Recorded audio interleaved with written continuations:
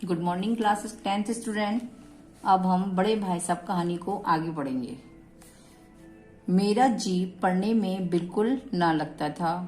1 घंटा भी किताब लेकर बैठना पहाड़ था। इसमें लेखक कह रहे हैं कि मेरा जी, ये जी मीन्स मन, पढ़ने में बिल्कुल भी नहीं लगता था। 1 घंटा भी किताब लेकर बैठना लेखक के लिए पहाड़ के समान, ये मुहावरा है। पहाड़ के समान मीन्स बहुत मुश्किल था। मौका पाते ही हॉस्टल से निकलकर मैदान में आ जाता। लेखक और उनका बड़ा भाई दोनों हॉस्टल में ही रहते थे, तो जब लेखक को मौका मिलता था तुरंत वो हॉस्टल के बाहर खेलने के लिए आ जाता था और कभी कंकरियां उछालता, कभी कागज की तितलियां उड़ाता था। और कहीं कोई साथी मिल गया तो पूछना ही क्या था। यानी लेखक को जब भी समय मिलता था वह अपने हॉस्टल से बाहर मैदान में निकल आता था और कंकड़ियां उछालता था, कागज की तितलियां उड़ाता था। और जब उन्हें कोई अपना साथी मिल जाता तो उनकी बल्ले बल्ले, यानी पूछना ही क्या था, वो खुशी के मारे उछल पड़ते थे। कभी चार दीवारी पर चढ़कर, चार दीवारी यानी कि हॉस्टल के बाहर चारों तरफ की दीवारों पर चढ़कर नीचे कूद रहे थे। कभी फाटक पर सवार, जो हॉस्टल का फाटक था उस पर भी चढ़कर वो लोग खेलते थे।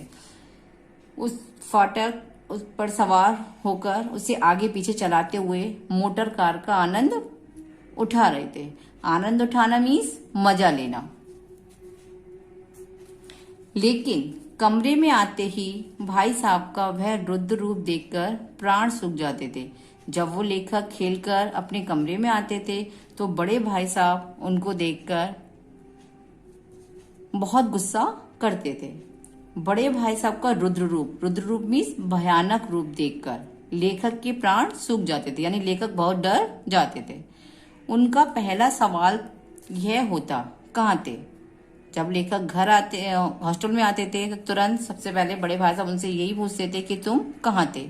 हमेशा यही सवाल इसी ध्वनि में हमेशा पूछा जाता था और इसका जवाब मेरे पास केवल मौन था। जब बड़े भाई साहब उन लेखक से कोई बात पूछते थे कि तुम कहाँ थे, क्या कर रहे थे, तो लेखक हमेशा मौन ही रहते थे।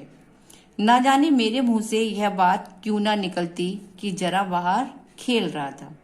मेरा मौन कह देता था कि मुझे अपना अपराध स्वीकार है। लेखक जब हॉस्टल में अपने कमरे में आते थे तो बड़े भाई साहब के डर से उनकी आवाज नहीं निकलती थी और वह यह भी नहीं कह पाते थे कि मैं बाहर था।